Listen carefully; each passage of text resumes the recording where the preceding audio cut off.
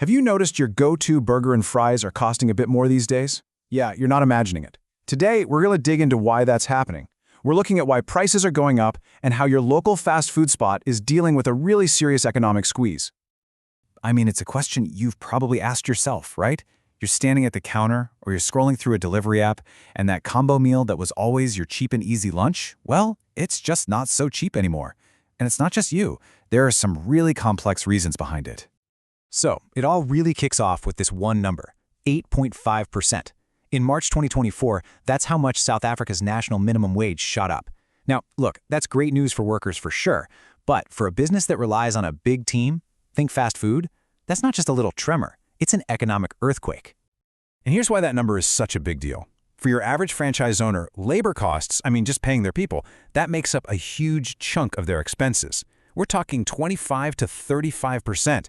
So think about it like this. For every dollar you spend on a burger, up to a third of that is going straight to staff wages. So when those wages jump by 8.5%, it's not just a small ripple, it's a massive wave hitting their bottom line. But wait, it gets even trickier. The wage hike is just one side of the coin. Franchise owners are getting hit with what you could call a dual squeeze. It's brutal.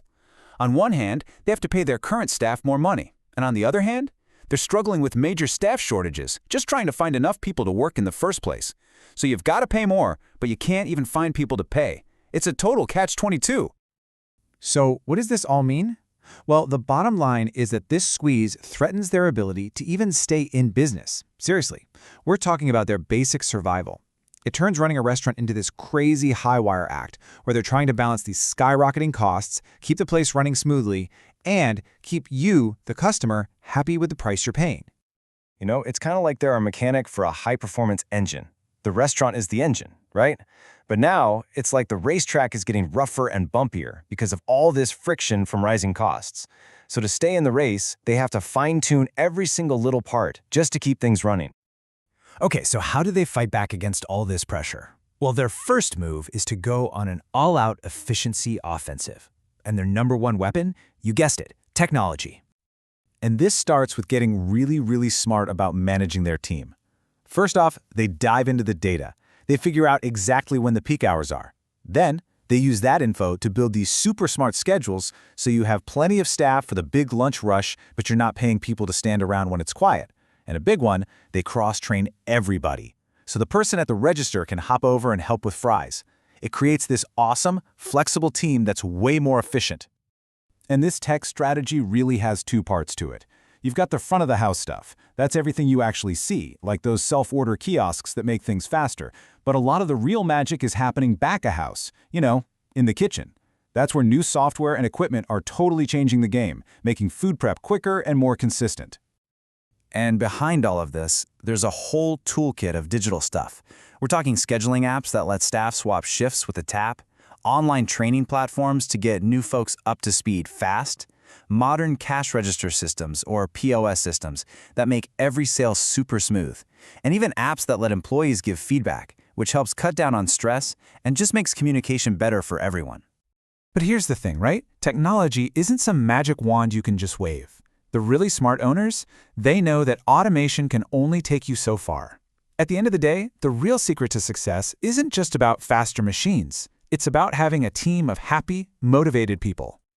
And that brings us to a huge point, keeping your staff around. It is so much cheaper to keep a great employee than it is to constantly find and train new people.